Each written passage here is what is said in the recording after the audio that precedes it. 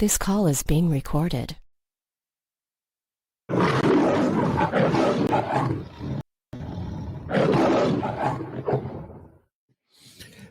Shalom, shalom, shalom, family. Welcome in one more time right here to Liberation Tabernacle of Yah. Liberation Tabernacle of Yah is most definitely in the house again with you, my brothers and sisters. We are most definitely in the house again with you again. And we got to say it. You know how we got to start this thing off right here, brothers and sisters. We can't start it off without giving the Most High his praise. We got to start off by saying, all praises, all honor, and all glory goes to who? None other than the Most High.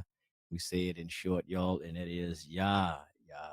Yes, sir, indeed. All praise and all glory and all honor goes to none other than the Most High, Yah. We thank y'all for always tuning in right here to Liberation Tabernacle of Yah. And today we just coming in here on our podcast site from talkshoe.com. And we'd like to thank you for always following this podcast and listening in right here. Always, man, gracious, be gracious for you. And thank you for spending your time listening to us. And those of you who may catch this on YouTube, if we decide to even load it up as a video, we thank you as well for subscribing and following us right here on YouTube as well. So, sister and brother, we have an outstanding topic for you today. Have an outstanding topic to you today. Talking about right here today on Liberation Tabernacle of Yah, breaking ungodly ties. Breaking ungodly ties. And you have both of your brothers in the house today. Yeah, we have both of us in the house today. What's that song there? You the singer, but it's just the two of us. Yes, sir. We're in the house today, man. You got the Moray David Israel in the house and myself, Moray Arya Israel, and we want to talk about this thing. It's serious. It's a serious topic as well, but you know how we're just going to come in here and just talk about this thing. That's Bill Withers, right? I think it is, Brother Hill. I forgot myself. Yeah, just the two of us. I like that one. Yes, sir. We can make it if we try. But yeah, brothers and sisters, well, we're kind of going into it. I'm gonna just a little brief thing what we're talking about, and I'm gonna let the brother come on in here, and we're gonna chop it up. The more come in, his greetings and everything. And what we're going into is breaking these ungodly ties. You know, we did a show about a week ago, and we was talking about no more Messiah stuff. No one is coming to save you. So we got into that topic, and it's kind of like, I guess this is somewhat like a spinoff from that, a part two, sort of like, you know, kind of, sort of. But it's time, brothers and sisters, to break away from these ungodly ties. What we mean that you got a lot of these groups that's popping up, and you got people as well. Because I was telling y'all about on one of the classes how I was watching a little bit the show. I didn't watch it when it first came out, so I was way behind. Ruthless. And in that, you know, it was showing about the cult and the cult group and all of this type of stuff. But don't just think there's a movie, brothers and sisters, because you better believe Tyler Perry got that idea and concept from somewhere. And like I told y'all in that video, it for me, when I looked at it, it was like I only seen season one. And I just saw it, just not saw it. You know, I know it came out a long time ago, but I'm just not seeing it. But anyway, let me hear up. It put me in the mind of like when because he was, you know, he only was dealing with men, having sex with men. And I don't know, for some reason, it put me in the mind of Nature Boy. Yeah, it put me in the mind of Nature Boy. And then some other stuff, it put me, when I saw the trailers and the setup of how that compound was looking, it took me back, start thinking about Dr. York and the Nawabians. Now, you know, Tamara didn't look like that, but it just somehow, because the trailers, it put me back in there. And I was like, damn, Tyler Perry getting his ideas and concepts from somewhere, y'all. But anyway, so what we're going to be touching on different stuff, like people who are calling themselves the Messiah, or their group calling them the Messiah, calling them the Christ. It's just time to, and all of these crazy ass leaders from these different camps, and how they're mistreating people, dogging people out, you know, all this stuff, ripping people off for the money. It's time, brothers and sisters. It's past time, actually, to get away and cut away, break away, run away, however you're going to do it, from these ungodly ties. That's what we're getting into today right here on Liberation Tabernacle of Yah. So I bring my brother in here, the Moray David Israel. Break it away from these ungodly ties, Ock. What's going on, Ock? What's going on? Can? Yes, sir. I can hear you. All right. I'm going to start off with Shema Yisrael, Odinah Lahenu Adonai Kai, Baruch Atah Adonai Lahenu Malachai Shalom. I would like to say, Hear, O Israel, Lord our God, Yah is one. And I would like to reach out with the words of peace of Shalom. And I would like to give thanks to Liberation Tabernacle Ministries and my brother over here, Moray, Aria Israel. And I will I thank y'all for coming in. And so, like say Shalom. So I'm gonna get a book out. It's gonna be 2 Kings, and I'm gonna be reading out the Torah. 2 Kings.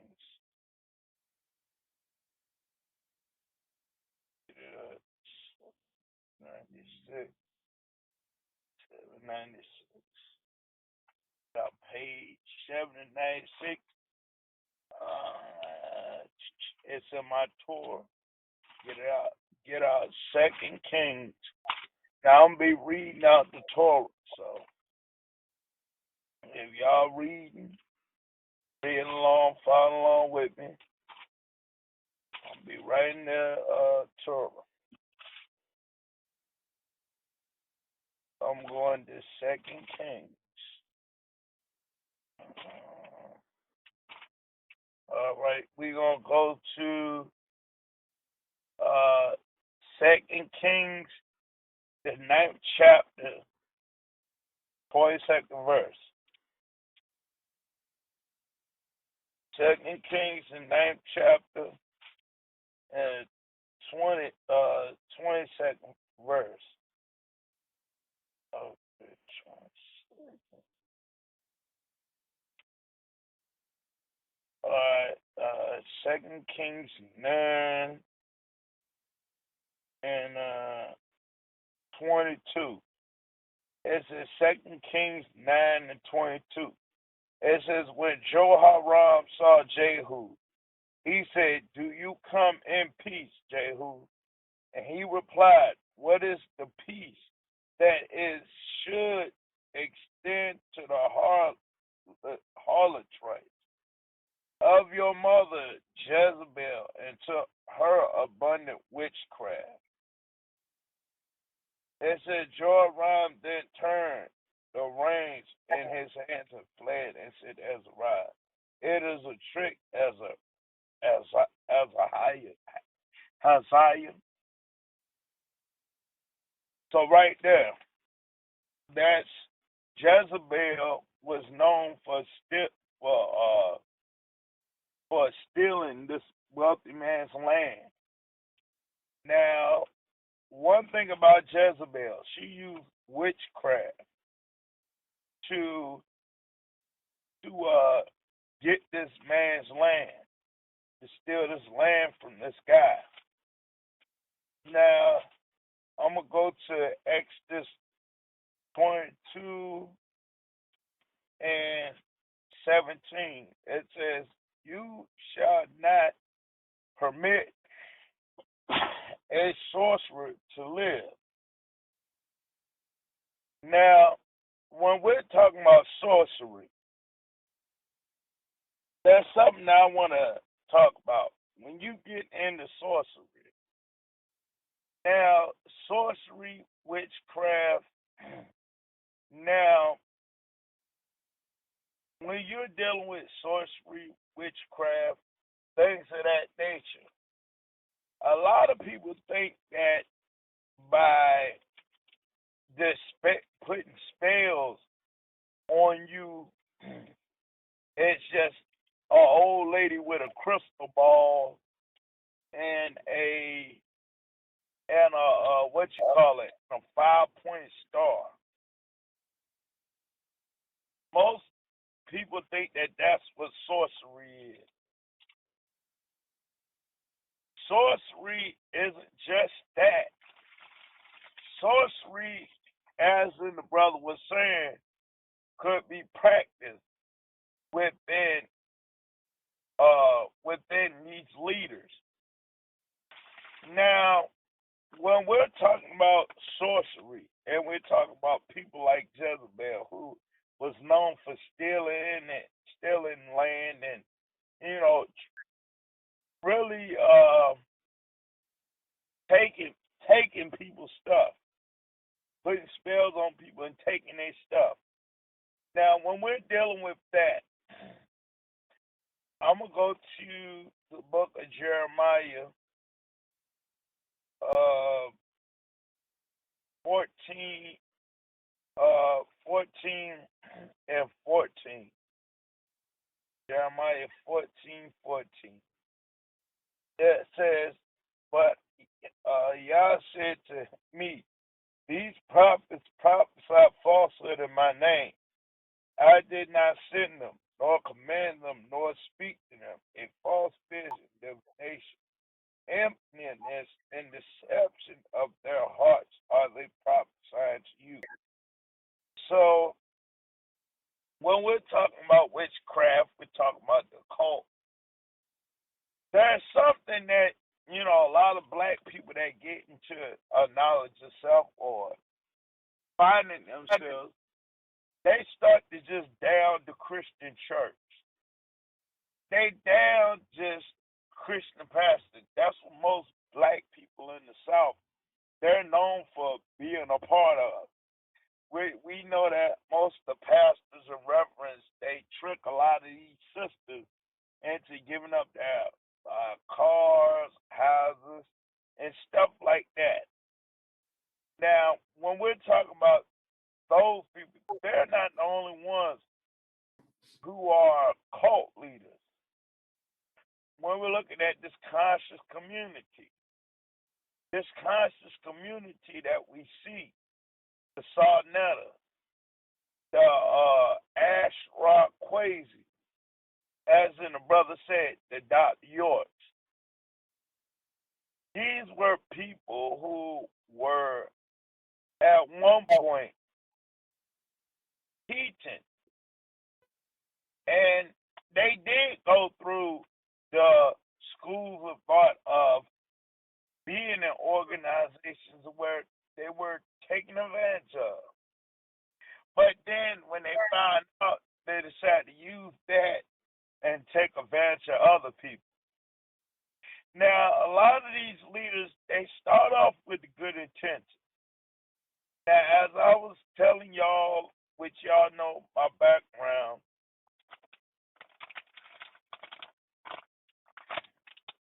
I had to get me a drink. Y'all know I was born into the Messianic, which is the so-called Christian background of the Hebrew Israelites.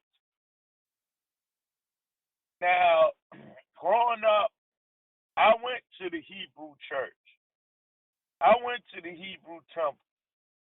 I went through all that. Now, I just saw a bunch of BS. Hate to say it like that, but as I got older, I prayed, and asked God for stuff, asked what you call Yeshua, as we call him growing up, for stuff, and I never received it. I tell you, as I got older, I got into Islam, and I started out with Sunni Islam. And I just saw, when it came time for a lot of Arabs and the Middle Easterners and the imams that I studied under, when I would ask questions, they would tell me, oh, only Allah will reveal. Well, what the heck does that mean? You know, when I start to ask questions about, okay, that if Jesus Christ is considered only a prophet, and that we shouldn't really, that we should respect Allah. Like in Islam, Sunni Islam, you hear La ilaha illallah, Muhammad al-Rasulullah. There is no God but Allah. Muhammad is the messenger. Now, I would ask questions coming out the Messianic way to my imam. I would ask questions. Okay, now if we only see, if we believe in as Muslims, there is only one God, monotheism, which Islam teaches in the Orthodox way. Why are now we say Jesus is, Christians fell off by making Jesus, following Jesus' way into a religion called Christianity, which took us away from God. But then we go and we say, well, Muhammad is the messenger. Muhammad is the prophet. That we only believe in monotheism. But then you tell us that we should be following the Sunnah. Well, I would ask my imam this. If we believe that Christians fell off by not following God himself, don't you think we fallen off by following Prophet Muhammad's way and not Allah? My imam that I had at the time would tell me, brother, you reading in too much into stuff. They ain't in there, brother. They would act dumb. They act like I'm shut up and just sit there and don't ask nothing else. Allah revealed. You know, I would hear, you know, black brothers down Christianity for slavery. But then I would hear, you know, the imam talk about, I would ask the imam, okay, well, if Christianity is a slave religion, and it's the wrong way for the Westerners, people in the Americas, because they dog black people, then why is it that Prophet Muhammad has a black slave allowed? You know, why is he has a black slave allowed? You know, brother, when we say slave, we don't mean like tied up, shacked up. I would start studying into Islamic slavery and Arab slavery. You know, and I would ask the Muslim brothers about this. They had an issue with it. I went over there to Arabia.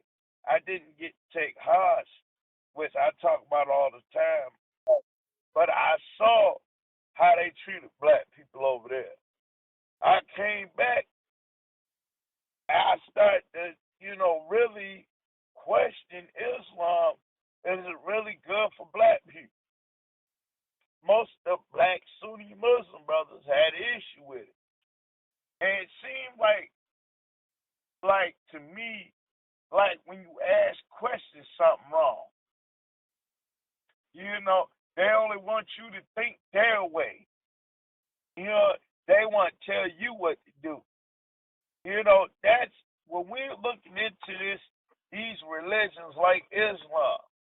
That stuff like that, you want somebody to think your way.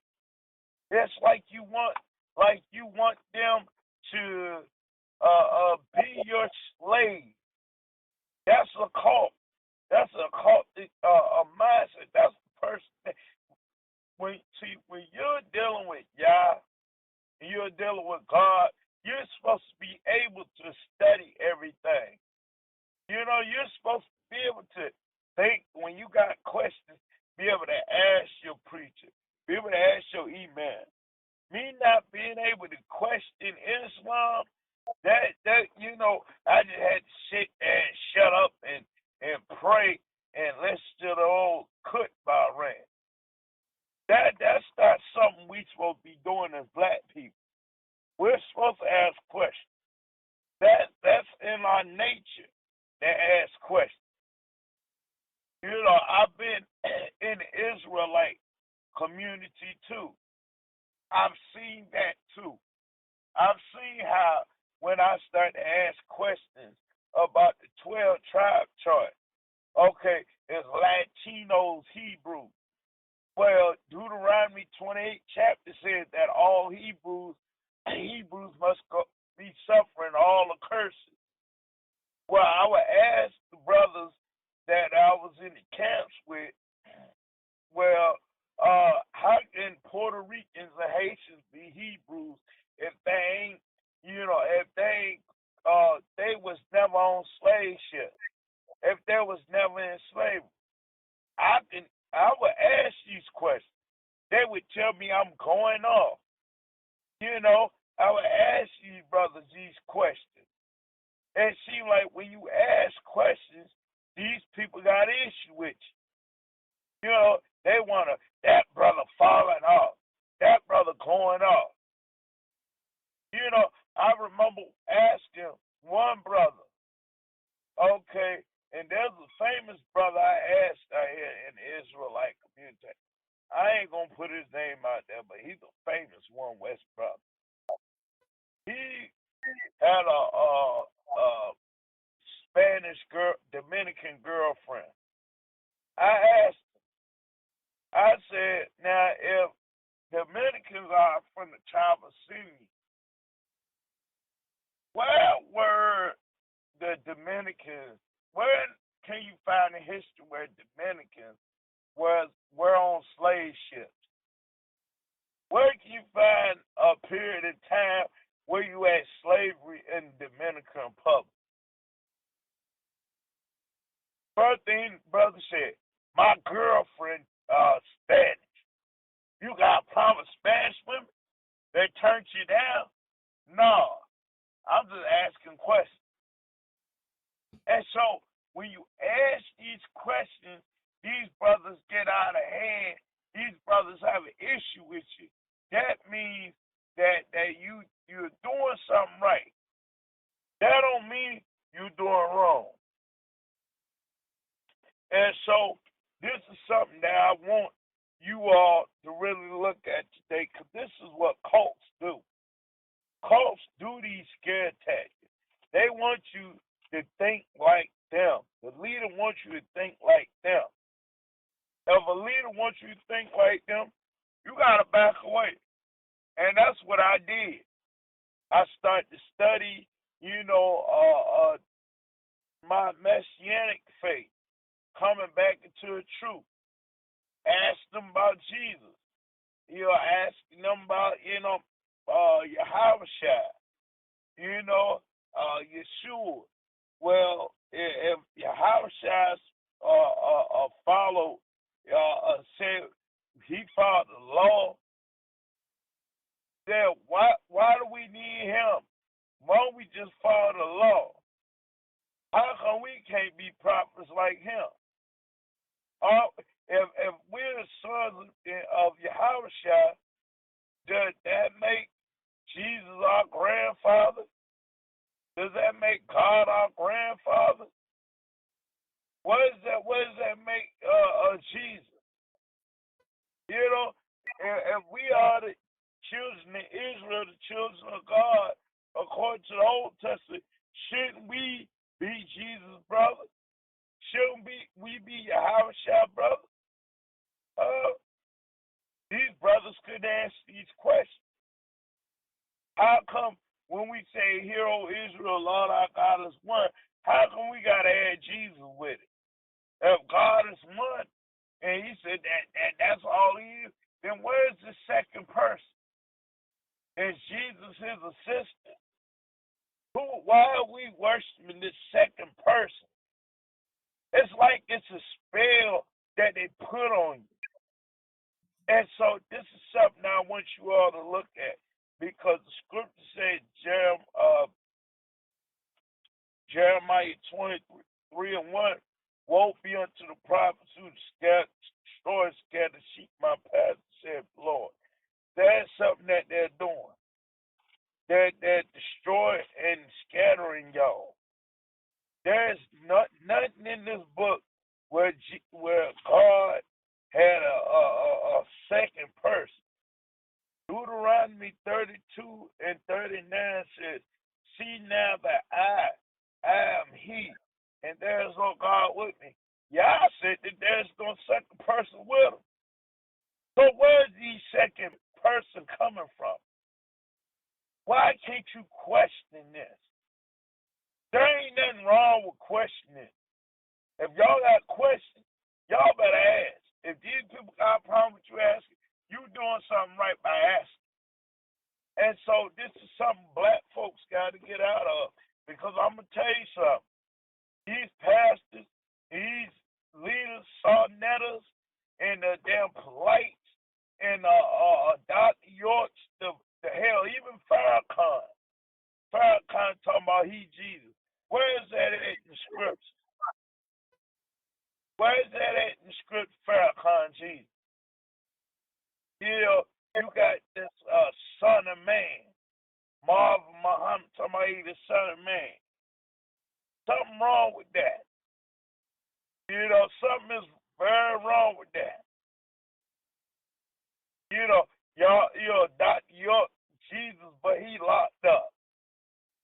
How the hell do you, if Jesus was all powerful, if God was all powerful, why the hell he got locked up there? Why is he locked up? Can't God supposed to have enough power to break his ass out of jail? So yeah, y'all gotta really look at this. This a cult thing. This is what cults want you to do. And I'm telling you, it's something that's gonna destroy us as a people. We gotta think for ourselves. Now we gotta ask questions, and that's how you know if you're in a cult, if you can't ask questions. And so that's why I want y'all to do, cause like I said, hell, we look at some of these leaders talking about, you know, they can help us to get reparations. Government ain't giving y'all reparations. Hey, I love the idea of us trying to get reparations, but I'm here to tell you, they give Mexicans, they give Hispanic people, they give Arabs, they give Asians, they give everybody else money. They ain't giving y'all black asses no money. They move over everybody else but you.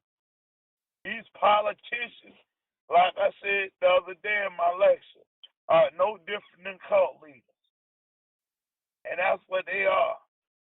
They want to get you under their spell. Like Screaming Jay Hawkins said, I put a spell on you. So, you know, that's what they doing. And so that's what Jezebel did, put a spell on a man and took his land. And that's what these leaders doing. So I'm going to pass it over to Boy Ray R.E.I. Israel. We're going to go more into it. Yes, sir. So he put a spell on you. And you're right about that, brother. And like I said, as even when I was looking at that movie, that series, and it made me think, because I was listening to another video where they was talking about a group, camp, a certain camp. I ain't gonna say their name. You don't give them no light. But I listened to the video and they was talking about them and their leaders' behavior over the years and things of this nature, right? And one thing that they do, and it's something like what Paul kind of throw out in his letters. They make you think if you leave their group, their truth, because they said this is the home of the truth, and you know each one of the groups saying we got the truth, and if you leave that particular group, you leaving the truth. You leaving the truth. And nobody want to leave the truth. You know, if you're really into this thing, you don't want to look as a person who have left the truth. You don't want to look like a person, man, who was not really sincere. So, you know, some people kind of hang around, they linger around, you take a little bit of it. It's just like I was kind of like what I was saying about what Paul kind of throws out. If you don't accept Jesus as your Lord and Savior, you won't inherit paradise. You won't inherit the kingdom. So you think about a lot of the people who follow that, they don't want to, and even the people who try to leave that, and in the back of their mind a little bit is lingering, well, I don't know, man. I don't take no chance, damn, if I leave this, man, I might not, if I leave and, go to this Tanakh only, man, I don't know, man. I might not inherit the kingdom of heaven. I don't know, man. This Jesus thing might be right. I'm not sure. So a lot of it do, man. It lingers in the back of their mind. So they're like, you know what? I'm just gonna chill. I'm gonna stay right here, man. I'm gonna just keep on believing. I might ain't gonna call him Jesus no more. We just gonna call him Yahweh Shai. We gonna call him Yahshua. We gonna give it a Hebrew a twist to it. We ain't gonna be Christians. We ain't gonna give it. We ain't gonna say nothing about no Christianity. Ain't gonna do that. We gonna give it the Hebrew twist to it now. That's what we gonna do. But you still tie into lies, and that's the one thing they do. They use scare tactics to keep you locked in. All of these damn occultic groups, and that's what we talk about tonight. These occultic groups, these cult groups, and who's basically not founded on real truth, because certain these egotistical leaders they have, they started groups for certain reasons. Some of them sometimes might started something because they were sincere. Some people might have started something because they already had bad intentions from the damn start. They had bad intentions from the start. Why they started? They had a real agenda, real sinister agenda. Why they did it? They probably started something. Oh man, I get this group. Boy, I have we gonna be a whole bunch of women in here, and I'm gonna tell them I'm so and so in the flesh, and I get a chance to sleep with all of them. Yeah, and you look at it, that's how a lot of them do. Like even going again, that movie Ruthless, or the series Ruthless. Now he wasn't at first he wasn't sleeping with women. He was sleeping with dudes, but he was saying that he was gonna seed that. Now this is crazy. I don't want to get too into this. It's too graphic. But he's seeding the man, putting his seed in the men, and the men have put the seed in the women. And they had all these different children running around now. That's why I said as well, brother Moray, it made me think about the Dr. York thing. Now, even with the Dr. York situation, and this is what y'all better be paying attention to, brothers and sisters. Like these leaders of these groups. Like I'm just going to use Dr. York case for example. I've heard it. I don't know how true, but hell, I even heard his son Prince York and some more of them said, man got 100 and some damn children. The man's supposed to have 100 and something children, and y'all think that's something that's normal? I mean, now these are people that's in his group. Now I'm talking about, well, damn well it ain't gonna be for no one woman, y'all, because she will out like a mother sucker. But these are different women inside of these groups that he was the leader of. So y'all know damn well. People say, well, he ain't do nothing. He ain't doing nothing. Well, y'all know damn well he was doing something. You got 100 and some damn children. You doing something. You doing something. And you got all these different women you mess with because you know that they will sleep with you because you're claiming to be, let me say, there's been so many incarnations that he had. Hell, he was Inky. I think he was either Inky or Indy or one of them. I forgot which one of them. I remember there was a video he had out, No More God Games, a long time ago.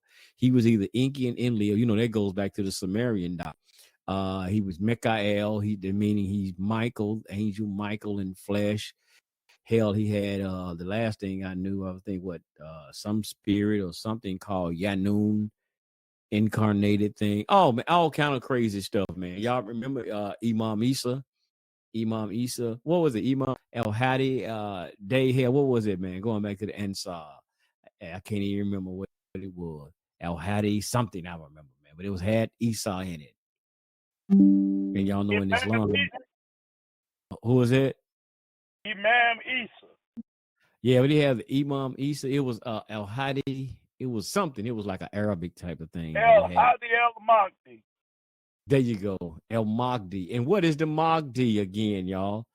It's Arabic word like for saying Christ or the anointed one.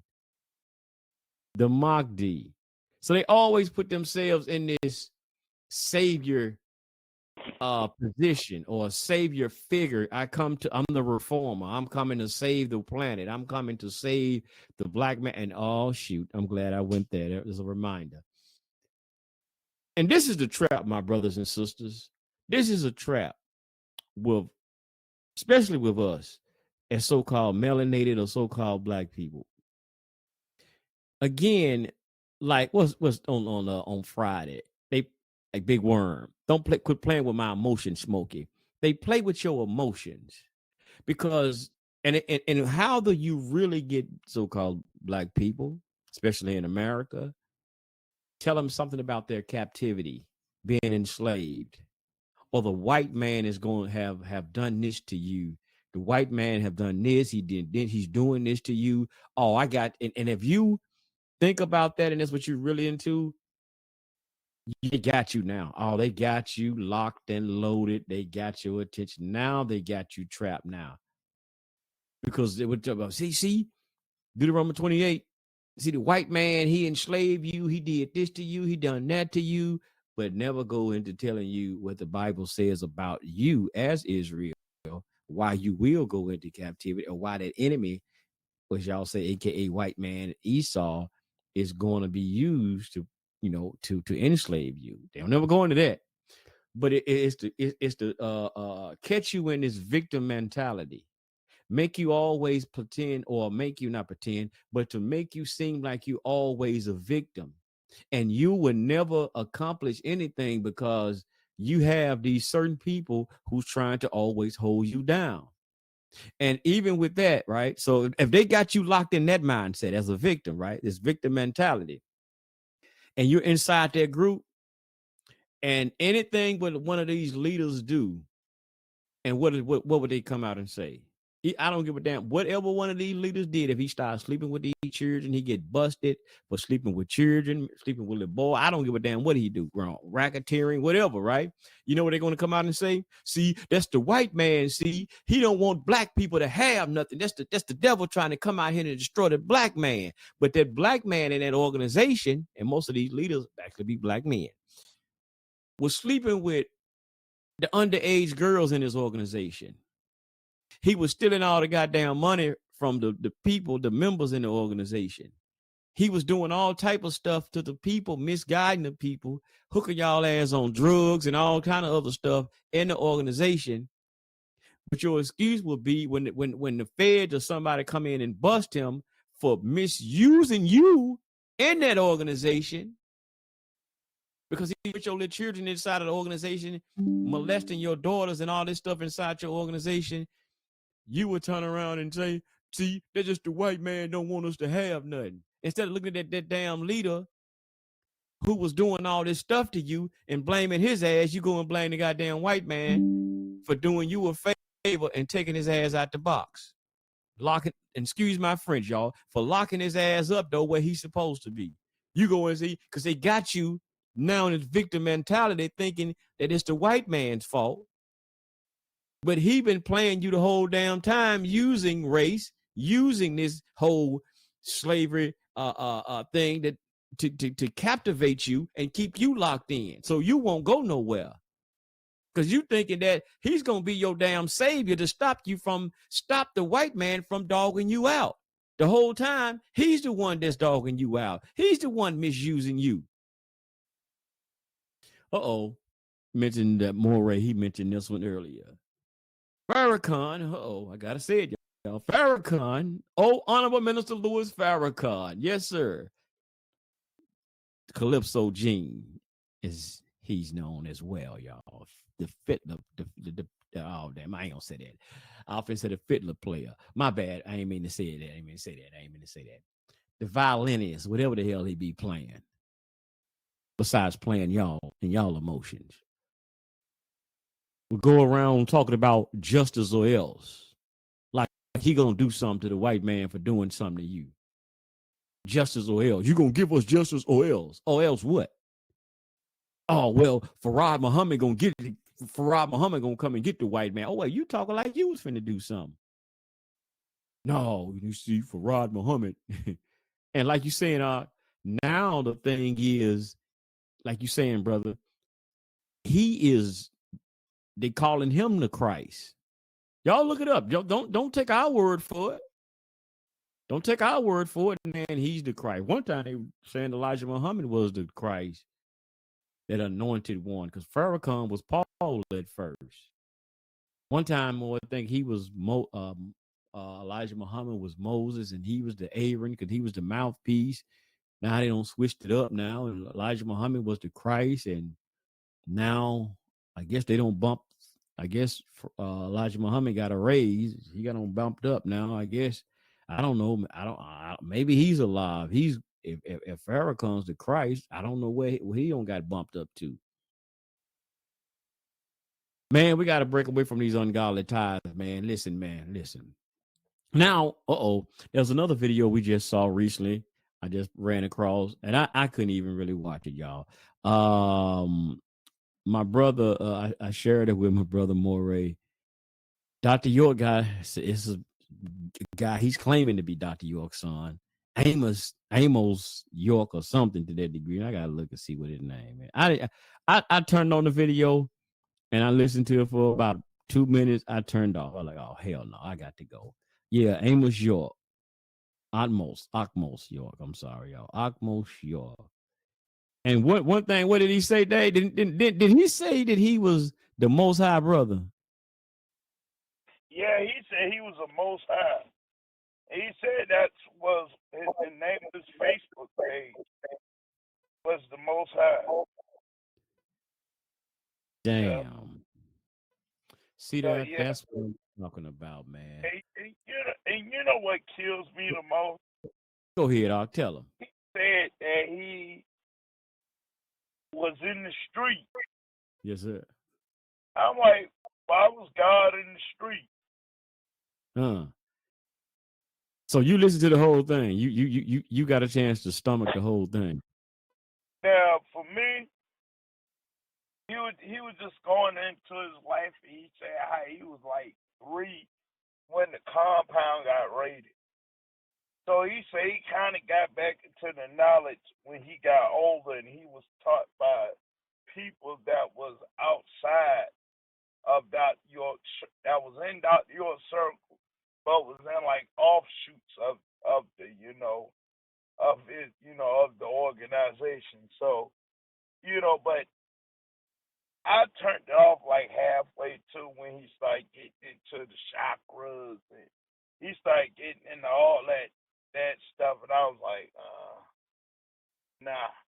But yeah, he was just saying how he was kind of raised up in it, but and that's just me saying, because I was listening to him, and he was saying how he was raised up in it, but then he said that the compound got raided, and dad went to jail when he was like 2. And I was like, well, what the hell? How can you have been raised up in it if the compound got raided back then? You couldn't really have learned nothing from your dad, But he was talking about how old did he say he was? He was like 3 years old? Yeah. And he said he was like 3 years old in like 2002 when the compound got raided. Yeah. And I was just like, well, yeah, really learn from your dad, to be honest with you. Not at 3, you didn't. At 3, he sure won't. But, that's what he was saying. But he said, hey, started questioning about Nawabian, doctrine when he got older.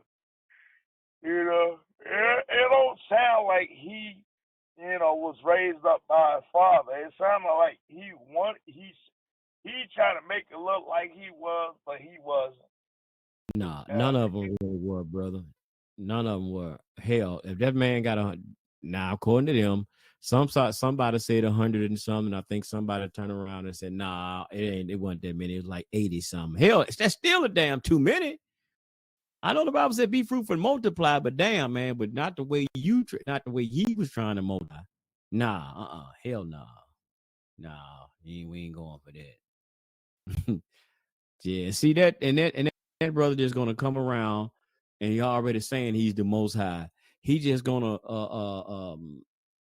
get some people because he's talking about chakras, like you said, chakras and all that. A new audience that's gonna gravitate people like just want to still go out here and listen to all of that. Now he's gonna probably trying to start his own group and organization, and then he already saying he the Most High. Y'all already should have your damn red flags up and run away from that already. Somebody talking about they the Most High. I mean, but you know what they say, y'all. He learned it honestly. He learned it if he learned it from his daddy. Come on, man. You know what? And like I said, you know, look what Prince York was trying to do. Same old thing. You know, it's crazy. And I'm looking at something right here. Is a a video we did. I've been coming back and forth with somebody, man, on a video how I did talking about Paul and the law. The video was entitled who told you Paul was not teaching against the law? You know, in the video I just did the other day, and I was, I commented, right? But check this out. This is what somebody said. Liberation Tabernacle of Yah. I'm sorry, brother, but you're nothing but an antichrist teaching false doctrine. I understand the Torah. I think I think better than you. Oh man. He said I'm the antichrist. And you know what? I need to tell him. I'm gonna comment and tell him, you're right. I agree with you. I am the Antichrist. I am that damn one. I don't agree. I am against who you calling the Mashiach. You damn right. See, I used to run from that. Because I was Christianized even in my own self, brother. See, they used to get you with that. They can get another person with that. Calling you an antichrist. Oh no, I'm not an antichrist. Oh, you damn right, I'm an antichrist. Now I know better, and now I know what it is. I'm that anti-Mashiach, which y'all saying, that anointed one who y'all claiming to be the Mashiach. You damn right, I'm antichrist. See, you can't get me now. See, I understand Tanakh now. I understand Torah now. I understand it now. So yeah, I would be anti. As y'all, that Messiah who y'all said, I'm against that. And hell, you got a lot of brothers and sisters who any one of us who are saying that we're Tanakh only. We are Tanakh only, and we don't believe in that what y'all calling the New Testament. Evidently, we all are Antichrist then. Don't be scared of it, y'all. We all are Antichrist because we're saying, I don't give a damn if we the Israelites who say this, who believe in Tanakh only. I don't give a damn if you into what's that, y'all? What was that? Judaism? The Judaism, European, the whole Judaism, and they're saying no, no, we don't recognize him as the Mashiach. So we all are Antichrist then, because we are saying that we're anti against that person who's claiming to be that person, because the records don't fit. Because we go what they call the records. We're going by the book of remembrance. So if that don't line up with the book of remembrance, if the evidence don't line up, hey man, we ain't gonna just follow you, fool, because you say this was you, God. It's like anybody else that pop up. Yahweh been Yahweh. What the hell? We supposed to follow him because he got the name Yahweh? Huh? Is that what we supposed to do? We supposed to been following him because he said he Yahweh. Like they talk, like the brothers who had the pictures out there. The poster board was supposed to be looking like Yahshua, Yahweh Shai, because he got the beard on and looked nice. He looked like he could be the Ancient of Days. I think we better follow him, brother. He looked like he could be the description in Daniel and thing. Nah, no sir. We don't follow every fool that pop up and talk about, look at me. Look, I am the Messiah. And miracles. You can walk on water all you damn want to. That don't mean nothing. What that's supposed to mean? The Tanakh didn't tell us we're supposed to follow you because you perform miracles. Hell, you got illusionists called magicians do magic all the damn time, and you just might be doing that too. The grand illusion. David Copperfield, which we know he's not doing it for real, but they call it illusionist, grand illusionist. So we supposed to follow them? Start saying they are Mashiach, our saviors, because they look like they're doing miracles? Nah, we ain't doing that. So I don't mind you calling me an antichrist, because I'm damn sure not following none of that doctrine over there. And that's what I said, brother. That's why I said, bro, they are mad at you when you don't follow Paul, man. Boy, actually, they get mad at you. You go against Paul. You can say any damn thing in the world against who the person they claim to follow now. Who they saying that they supposed to follow Yahweh Shai G. You can say anything. Well, especially I'm gonna say, especially to those what we know is Christians. You can say anything to them you want, but they ain't gonna defend so-called Jesus like they would Paul. Boy, they will have your head on the guillotine. You talk about Paul. They will have your head on the guillotine. But man, yeah. So it's still again, even what we're saying here, we're talking about that. That's how the same thing that people will we're talking about out here, these cults and all these ungodly ties, they would do you if you go against their leaders. And I remember even with myself, I had this situation when I was in the Wabi, and when I left there, a brother was always trying to, kind of like chastise me a little bit because I left. They don't like for you to lead an organization. They want you to stay stuck in there with them because they probably believe this person is their God in flesh. And and somehow the Most High, ain't no somehow, but the Most High gave you the intellect. The Most High gave you the discernment to like, hey man, ho. No, we ain't finna play this here now. I like some of the other doctrine now, but we ain't finna play to you the Most High in flesh. No, we ain't finna do that. And you get away from that. Now they come after you and start slandering you, make you look like the bad guy. Or even if you start exposing stuff about that certain leader, now they're going to come after you. Hell, fool, we trying to save somebody else from going down that road. What are we supposed to do? Let other people go down that road and be misused and be misguided? No, we ain't doing that. But go ahead, Og. You got something, man. We ain't doing that. I got to finish reading these old comments this Gentile saying. I'm just going to say, go to a scripture, Jeremiah 17 and 9. Go to Jeremiah 17 and 9.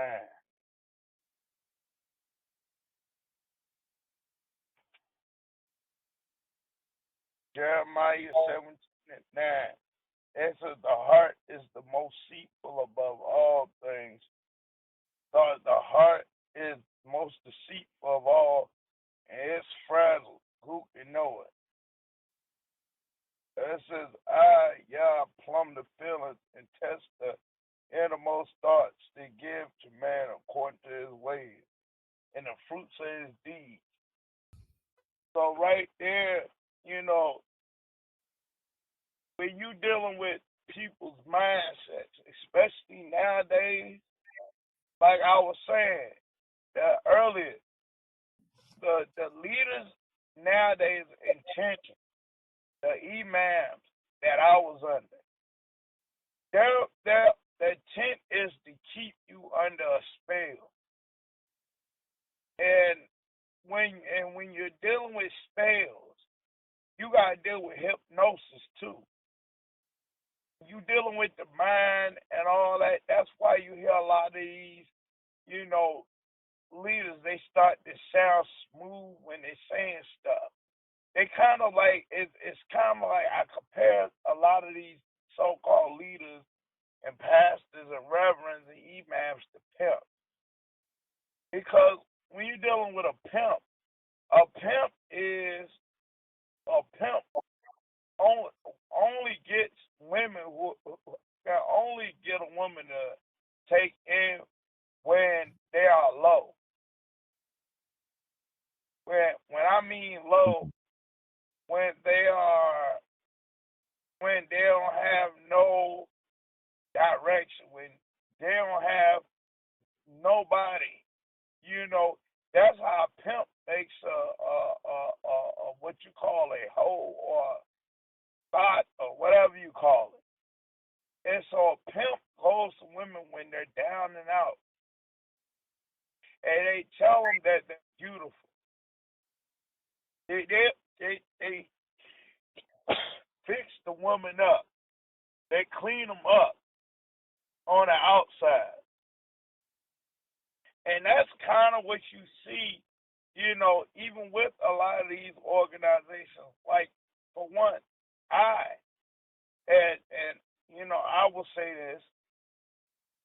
When I came into this truth and started getting into Islam and started to, question my Messianic Hebrew background, it was at a time, as, I always speak about, of me getting bullied.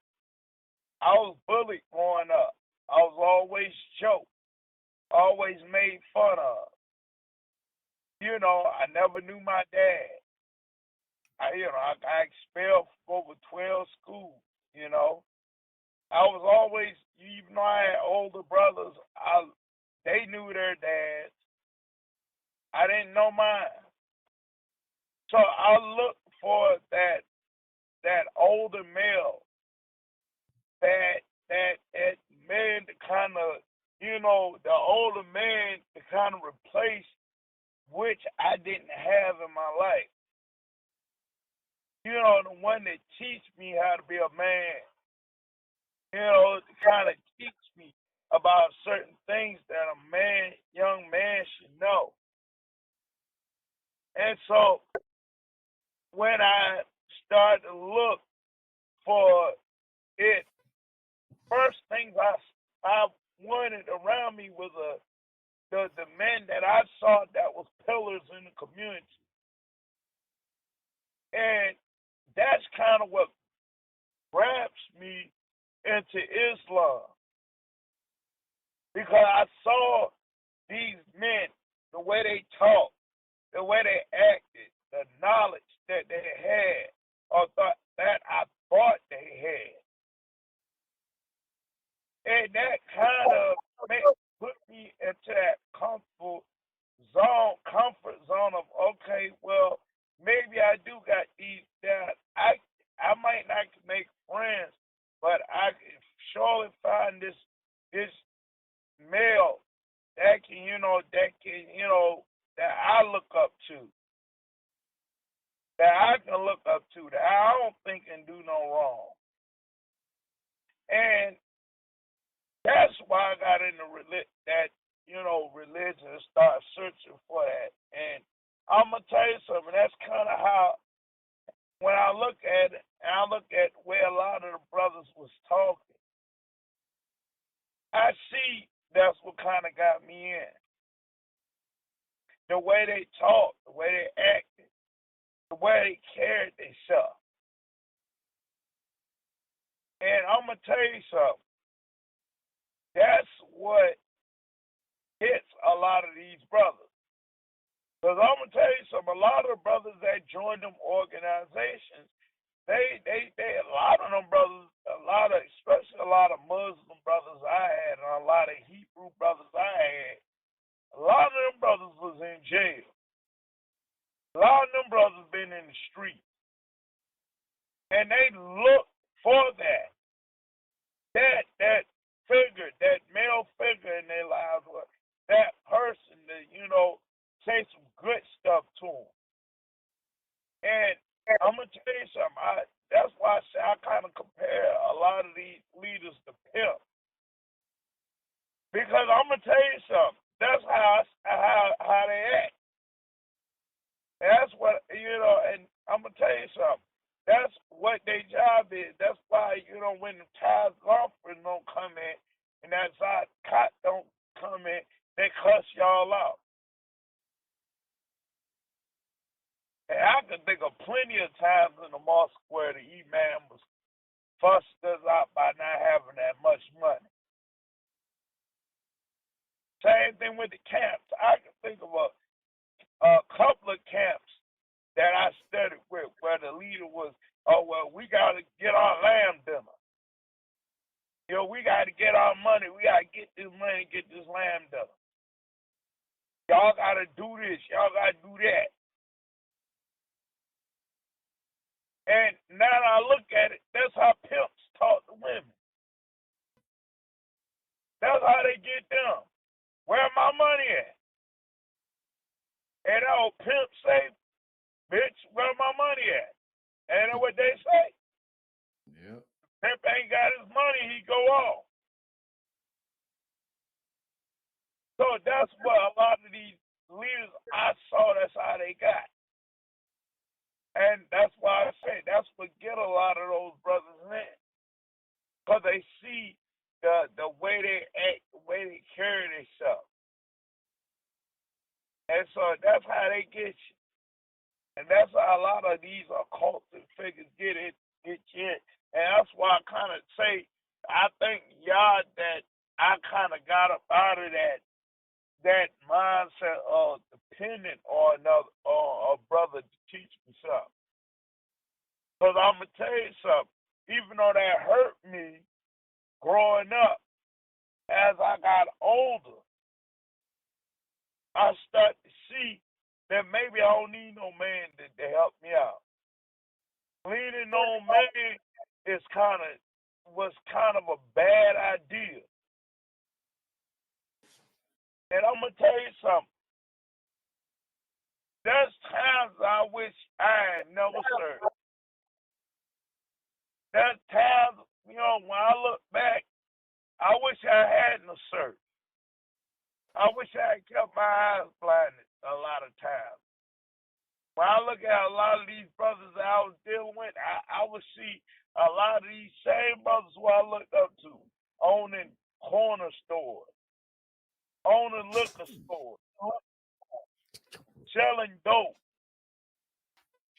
And I'm going to tell you something. I even dealt with Muslim brothers that own strip clubs. But is that the way of Allah? That the way of Allah? Ain't you supposed to be teach the woman how to cover herself, how to be modest? So why did you got the woman all in the strip club? And I'm gonna tell you something, More Aria. Let's look at the way some of these Messianic brothers that are Hebrews be talking to these women. Go look at how they call these women bitches and hoes all on the corner when they teaching.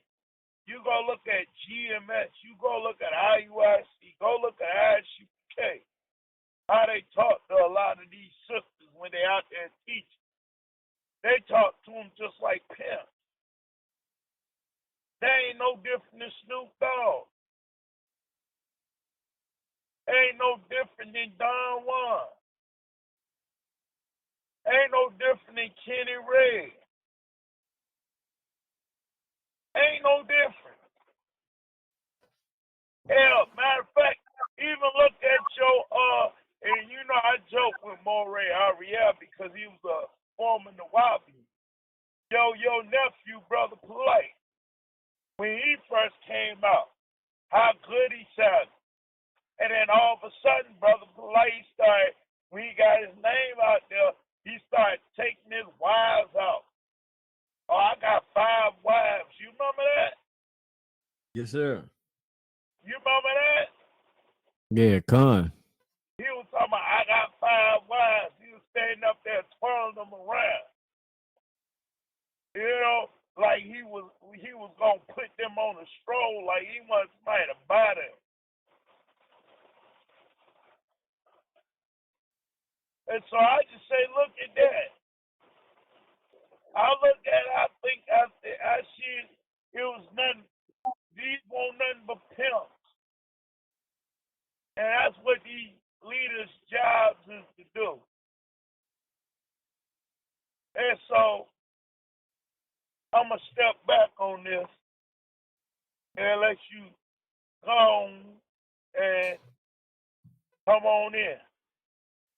Yes, sir. Well, yeah, I didn't have too much more on this one here, because I got to get ready to have a meeting with some people. But so yeah, brothers and sisters, we just wanted to come in here and touch on this thing here, brothers and sisters. Break away from ungodly breaking ungodly ties. Be careful, and we know a lot of people because I don't know who's all into the who listen to the show. Y'all really into Tanakh or whatnot, and study upon, and even get into the whole thing about a Messiah or a Mashiach, as we have it here in the Hebrew, or this anointed one, or y'all get into of the prophecy. Well, I know it's more of the Judaism concept of saying that this Messiah or this Savior is going to come save Israel, as they say, Israel, be the deliverer. But I don't really, I'm gonna be honest, y'all. Be honest, technically. For me, this just Ariel speaking. This don't speak for Moray, David, or nothing. It's just me. I don't even get into that.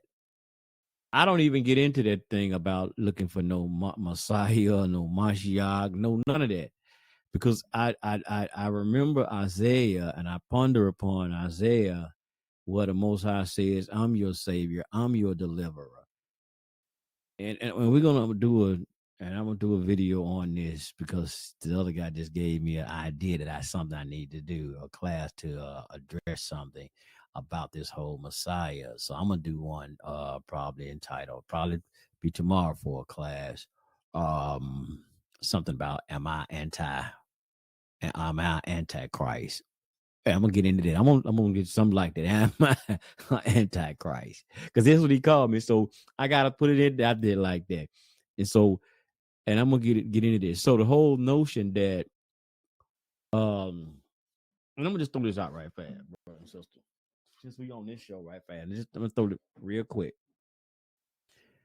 If you were doing what you were supposed to do, I'm just saying, if especially as Israel, if we were meeting all the obligations, meaning that if we were following, as we say, the statutes, the laws, and commandments, as following Torah and meeting all of the Most High's obligation, walking in righteousness. Let's just say it like that. Walking in righteousness as we supposed to, brothers and sisters, why would there be a need for you to have somebody to come save you? Why would you need a deliverance? Because why? Because think about it. Let's go. Let's use the most famous thing that you hear most all of the Israelites talk about. Deuteronomy 28. Deuteronomy 28 and what? 68. Going into Egypt again on ships. And what did the Most High say, though? What did the Most High tell his servant Moses? The reason that you will go on the ships. See, that's what you got to focus on. The reason that you will go on the ships, because of why? Why? Because Deuteronomy 28 starts off, it's like 1 through 68, right? In certain Torahs. I mean, certain Bibles. So anyway, 1 through 15 of Deuteronomy 28 is the blessings, right? Is that not right? The blessings, or we might say the gifts. But 16 on down to 68 is what? The cursings, the chastisement, the butt whoopings that you're going to get for doing what? Not being obedient to the Most High.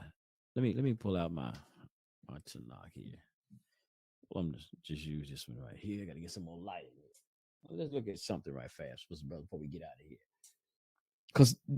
Because see, people are so focused on having this Messiah, having this anointed person come and save them. And people always talking about somebody that come save you for your sin. And who's going to like the guys asking me in the comment, and I ain't gonna really get into that, but who do I believe in the lamb? I don't need to believe in no damn lamb. I don't need to believe in that. I'm talking about this person, the lamb who shed his blood. Number one, here's the thing, my brother.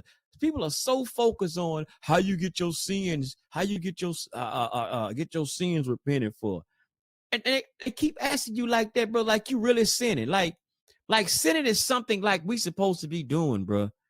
It's like sinning is something that we supposed to be wearing out here doing. Like it's supposed to be an obligation that we supposed to be committed to being sin, brother. Like we supposed to be committed to wearing fringes. It's something you're supposed to be out here doing every day. And when you do your sin, brother, you got to have a sacrifice, bro. Why am I supposed to be sinning in the first place? Listen, if I was not sinning, or we were not sinning, bro, you wouldn't need no sacrifice. See, that was if you were out here doing some stuff you didn't have no business doing. Then you did sacrifices. Y'all act like, and then people be saying, well, you know, prophesied that Jesus had to come. He had to come and shed his blood for the remission of our sin. No, wait a minute. First of all, I don't believe that. First of all, let me say that, put that on record. I don't believe that lie anyway. But just think about it. You said he had to come. He had to come. No, he didn't. Just think about it. What I'm going to say. No, he didn't have to come. Nobody had to come. Because all you had to do was just change your doggone wicked ways. That's all. If you had if Israel changed their wicked ways and started following the Most High, ain't nobody got to come. Because the Most High already gonna gave you and told you what he's gonna do. He's already done told you what he's gonna do in Ezekiel and all of these type of things. And we might pull it out, maybe, you know. I don't really want to get into all of that too much. But let's look right fast. Deuteronomy 28. And this is from my complete Jewish study Bible. This ain't the King James. And here's what it says. Deuteronomy 28, verse 1. If you listen closely, and this is Moses talking to the children of Israel, relaying the message. If you listen closely to what Yehovah, your Elohim, says, observing and observing first, and obeying all of his mitzvot, his commandments, which I am giving you today. Y'all see that? If you observe them, you're looking at them, and you observing them, and you obeying, you doing them, you doing what the Most High is telling you, commanding you to do. He says, Yehovah, your Elohim, will raise you high above all the nations of the earth, and all the following blessings will be yours in abundance if you would do what Yehovah, your Elohim, says. That's if you would do them. If you would do them. So all we had to do, brother, is do what? Do them. And sisters, do what? Do them. See, nobody said, listen, I remember it was somewhere in Genesis, I forgot it off the top of my head, where he was talking to Cain, and he was saying how sin crouches at the door. Your sin crouches. See, Christianity teaches you that you basically we all are born sinners. We got sin in our nature, man. Hey, you can't do nothing but sin, brother. That's all you're gonna do is you're gonna sin. You can't help it, brother, because Adam and Eve sinned, and it's just something that's in you, brother. No, sir. Let's read it right fast. Let's go here. We go to the bottom of the sheet, what they call Genesis chapter 4, and look at verse 7. Now, again, I'm reading from my complete Jewish study Bible. Now, this is when Cain, this is about dealing with Cain and things of this nature when the Most High tried to get him. Hey, man, look, come on with another offering, brother. Come on with another offering. But this is what it says. It says, the Most High saying to Cain, it says, if you are doing what is good, let me go back, slow down. If you are doing what is good, shouldn't you hold your head high? And if you don't do what is good, sin is crouching at the door. It wants you, but you can rule over it. Y'all see that? Hold up, wait a minute, hold up. Did y'all hear that? Again, we have choices. You don't have to. People, you act like. And do y'all know what sin is again? Let's first before I get back into that. Sin is what, brothers and sisters? To transgress, to go against what? The Most High, his rules, his regulations, the things that he gave you instructions. When you sin, you do what? You break his rules and regulations. You go against his commandments that he gave you. That is what sin is. So again, when people acting like, man, it's like sin is something you have to do. So you deliberately going out here, right? If you saying you're a sinner, you deliberately going out here because somebody said you sin every day. I've heard Christians teach this thing. You sin every day. So when you saying you sinning every day, you out here, you deliberately, intentionally going against the Most High, knowing what He said. I guess you know. I guess some people know. And you deliberately going out here doing it. Because when you say, well, I'm a sinner, man, I can't help it. It's in my nature. Is it your nature to go against the Most High? Hold on, wait a minute. I don't think the Most High programmed any one of us like that. I don't think He wired us up to do that. I don't think He wired us up to know. Now, I don't know, but I don't know what power you serve. Now, that's we got to make that clear. But you ain't talking about the Most High, the creator of the heavens and the earth, and and all the end. You ain't talking about that creator. You ain't talking about. I don't know which one you talking about, Jack. But anyway, what did He tell Cain again? He says, like I said, this is the bottle sheaf, Genesis, chapter 4, verses 7. Now this is coming, like I said again, from my complete Jewish study Bible. But he told him again. He said, "Man, he says if you are doing what is good, you should hold your head up high, man. You should be proud to be doing something good. What you got your head down for? What you got your head all down? Come on, bro. If you're doing something good, man, you're supposed to have your head held up high." He said, but if you don't do what is good, sin is crouching at your door, man. He said, it wants you. Sin wants you. He said, but you can rule over it. So that means no matter what temptation may be lying now to make you try to go against the Most High, like people like, hey, man, hey, come on, let's go ahead and rob this old lady. Let's go ahead and rob this elderly man.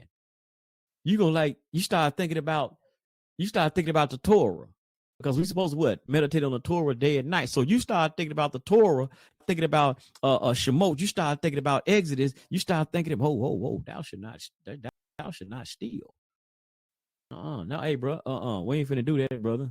No, I don't care how much money it look like they may have, bro. No.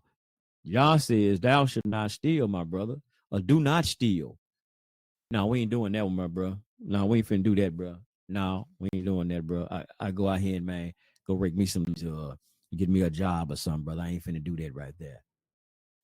See, even though it may be tempting to you, it may look like it could be an easy robbery.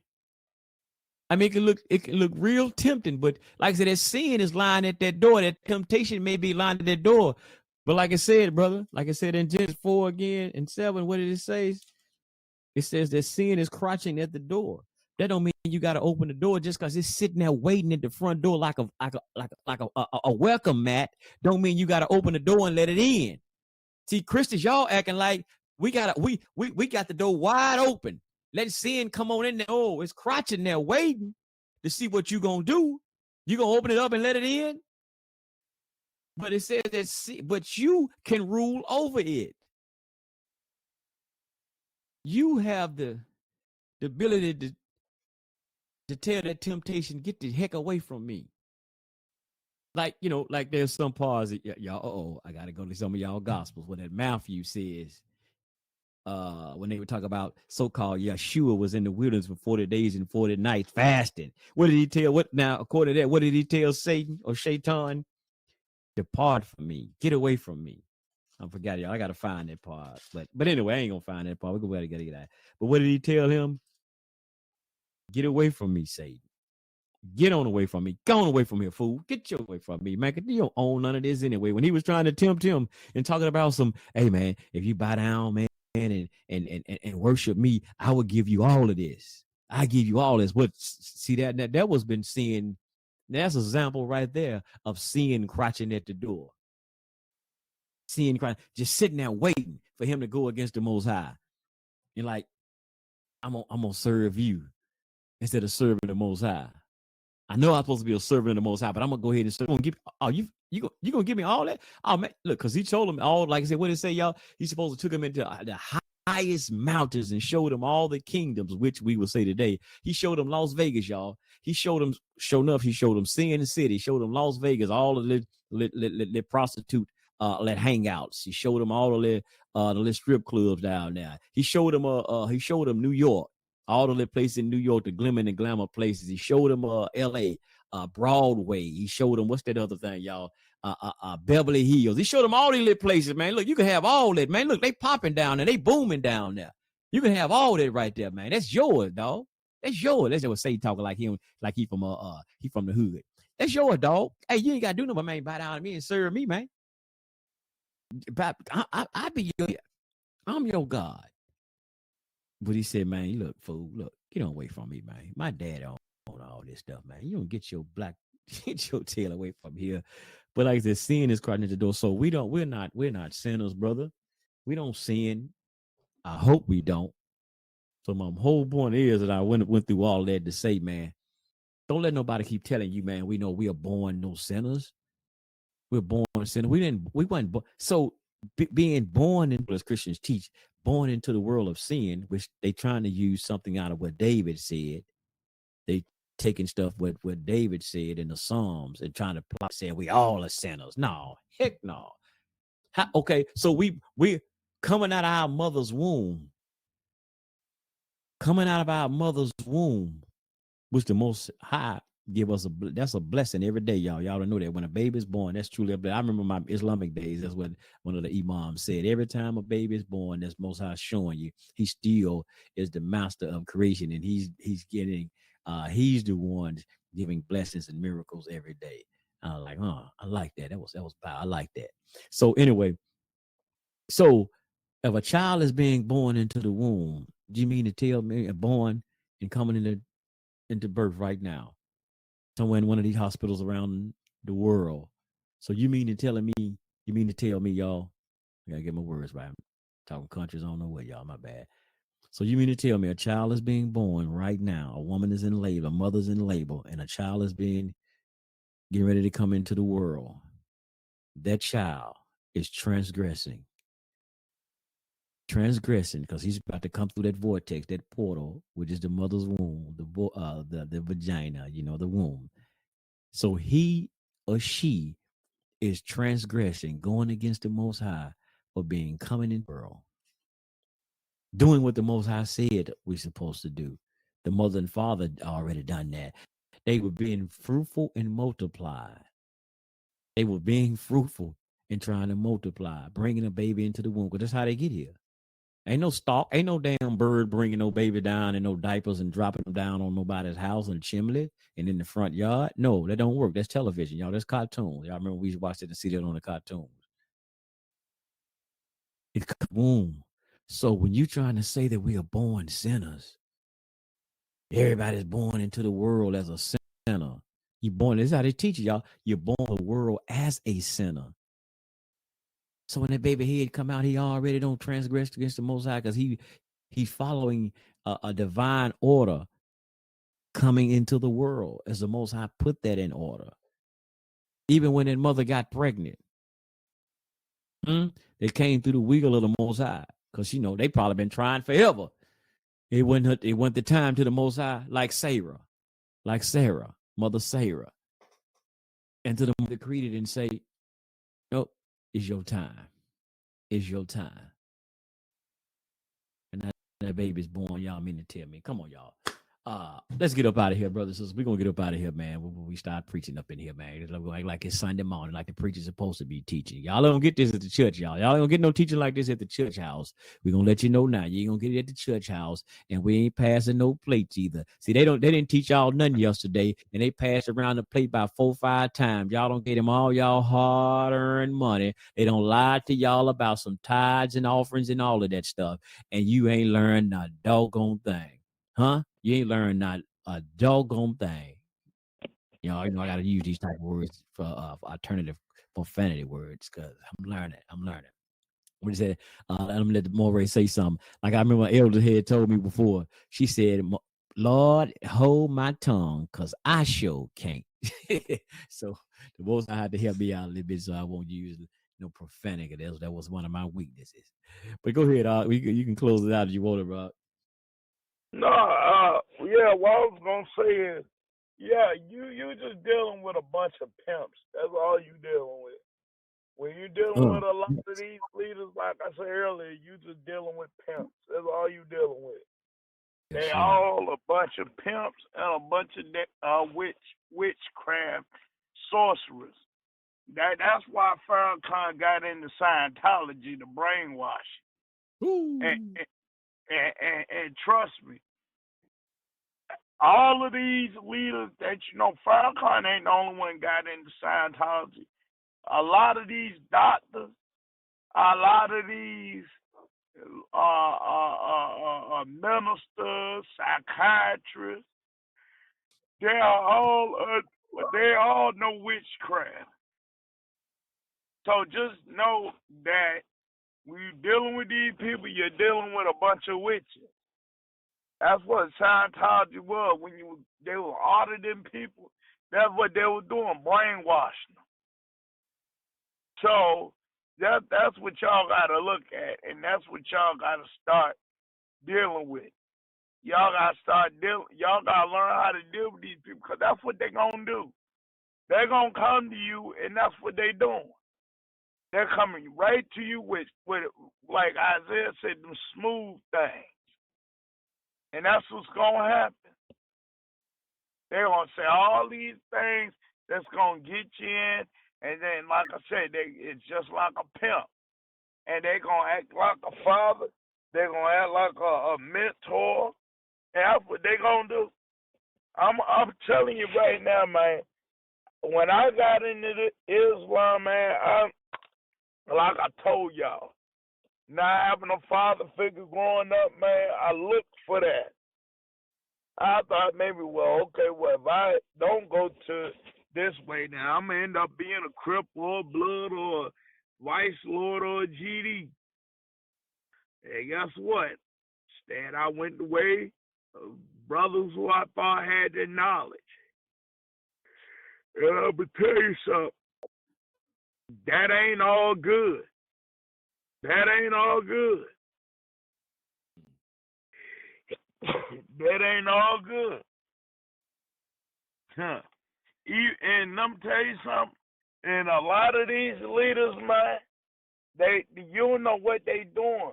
Like Moray Ariel was saying, the brother had more. Dr. York had over 100 children. Hey, Elijah Muhammad had a bunch of children too, outside his marriage. David's Elijah Muhammad was going with other dudes' wives. Dr. York too, giving other brothers' wives what you call spiritual baths. And you know about that. You know. You done talked about that, how the elders were telling you about Dr. York giving the brothers' wives spiritual baths. Brothers was offering their wives up to Dr. York. You know? And that's what they do. And guess what? And all because these brothers ain't got nobody else. They ain't got nobody positive. And let me tell you something. That ain't just Dr. York. That's Creflo Dollar. That's Farrakhan. Trust me, Farrakhan about to die. When he die, it's gonna be more than those women they said are his spiritual wives. I'm telling you now. He got more kids. Farrakhan came out about 2 years ago in Savior's Day and said he had 10 wives. I'm gonna tell you something. I think Farrakhan got more than that. To be honest with you. Yeah, to be honest with you, I think he got more. And hell, even a lot of these Israelite brothers, they got more than one wives too. Kids all around the city. Yeah, probably got some kids with other brothers' wives. So, yeah. So that's something y'all gotta look at, man. Sometimes you better off not having no leader. Sometimes you better off not having no Messiah. I'm gonna tell you some people you follow gonna lead you right down to a path of destruction. You know, like they say, when the blind lead the blind, they both fall in the ditch. Yes, sir. And you know what he do? He go out and do something wrong. You go out and do something wrong. Guess what? Y'all both going to jail. And I'm gonna tell you an example of that. John Allen Muhammad. Look him up. The DC sniper. You know, there was that little boy that he was mentoring, Lee Boy Malvo. Malvo, yes, sir. You remember that? Yes, He was looking for that father figure, that mentor. And John Allen Muhammad supposed to have been that one. And see what he had that boy doing. Had that boy shooting up stuff and doing all kinds of wrong stuff. You know, so that's all I gotta tell you, man. Yes, sir. Look, please stop following these leaders. And I'm gonna tell you something. And a lot of that stuff we do with a lot of these brothers talking about they ex-Israelites. You know why they saying they ex-Israelites? What's that, brother? Because they was on the messianic side. They're following the leader. When the leader fall out, all of a sudden they got a problem with being an Israelite. Yes, sir. You notice that? Yeah, I peeped that. They got an issue. All of a sudden, yeah, the Israelites is all BS. Got to throw the Bible and all that in the garbage. Really? Mm-hmm. Really? How you gonna throw a nationality in the garbage? You don't hear no. You always hear it's always a brother talking about he was a messianic Hebrew. I've never seen a brother that's a Torah sitting Hebrew say, I left the Israelites. I never hear that. But all the people out here say that messianic brother. Yes, sir. All another dude. Sure do, bro. I'm an ex-Israelite. Really? I don't hear no Puerto Rican saying they're ex-Puerto Rican. I don't hear no Mexican coming up in here when they get mad at other Mexicans. Oh, I'm not Mexican no more. I used to be Mexican back in the day, but you know, I found out things about the Mexican culture that made me give it up. You know. Man. I'm an ex-African. I'm an ex-Nigerian. You ain't gonna you don't hear them saying that. But you hear this, I'm an ex-Israelite. This I'm telling you, and some of these people are getting paid to do this. Them dudes that saying that, they getting paid. They Vocab Malone, he is paying them brothers to do that. Because you know it's all these brothers saying they ex-Israelites. You know it's the first person they go to is this Vocab Malone guy. Or they either go on Tabernacle TV. They don't go on Vocab Malone, they go on Tabernacle TV. And teach on them. They go and talk about a whole bunch of what I saw in the camp. That would make me get out of that Israelite thing. How you gonna get out of this culture? You can leave camp. You can say you're an ex-member of IUIC. I'm an ex-One West member. But you can never say you're an ex-Israelite brother. And you can't get no membership to your Israelite culture. You can't pay y'all to be no Hebrew. That's your culture. Yes, sir. And so right now I want y'all to look at that. That's what following another man get you. Get brothers. Look at this. This is what the Israelite thing. See, I'm telling you. See, you in that cult. Brothers say you in that cult. Nah, they was in that cult. They was in that cult. That's why they talk all that trash, because they was in that cult. They mad because they ain't get paid for them T-shirts they made. That's what it is. That's Yes, what sir. it is. They made some T-shirts for a damn camp they was in. Probably ain't get paid for it, so they mad. And yes, They sir. You mad. remember? And I ain't mean to cut you out. I'm gonna let you go back. Remember, we was even told, even though we to knock only, we was even told, man, y'all need to get out of that mess. Now we wasn't in no mess. We wasn't no damn messianics. So yeah, Yeah. we're right. Get out of that, man. Get out of that messianic. You got to abbreviate it. Messianic. MESS. Hyphen. Cianic. Yes. That's what it's called. Messianic. Go ahead, Go ahead, yes, sir. Break down the things like an old 5% of your messianic. Yes, They know when sir. they used to do it, a 5% nation Islam, break down words. Yes, They got to do, got to break down the word. Yep. That's what we was told, Lord. We got out of that mess, brother. Well, I mean, like you said, caught. what mess? You got caught. You find, yeah, well, I'm going to tell you in that caught. Ain't no caught. This ain't no caught. This is nationality. You don't tell no Filipinos to get out of that Filipino stuff. You don't tell them. You don't tell no Dominicans to get out of that Dominican stuff. But you gotta tell the Israelite, yeah, you gotta get out there the Israelite. Nah, I ain't getting out no Israelite, bro.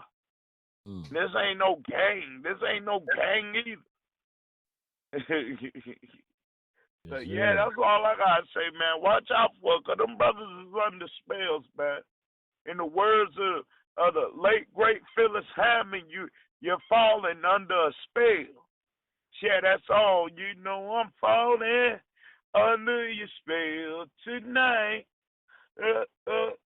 You got me falling under your spell tonight. So, yeah, y'all got to get out of that spell. Yeah, get out of that spell. Yeah, gotta get out of it. So that's what it is. Them older brothers, them elders in the camp, they told you a bunch of BS. And they got your head all messed up. And that's what they do. Let me tell you something, they literally put witchcraft on those brothers. Because you notice how when they get in there, they start talking like these elders. They start acting like these elders. Start dressing like them. Yeah, that is a cult. You start acting like another man. I don't want to act like no other man. Hell, when I was younger and I was looking for brotherhood, yeah, I wanted to look up, had a man to look up to. But that's when I was younger.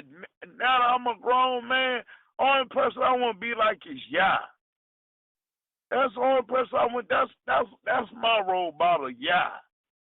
Yeah, the Torah is my role model. You understand what I'm saying? These commandments, these laws, and commandments, that's my leadership. And you understand?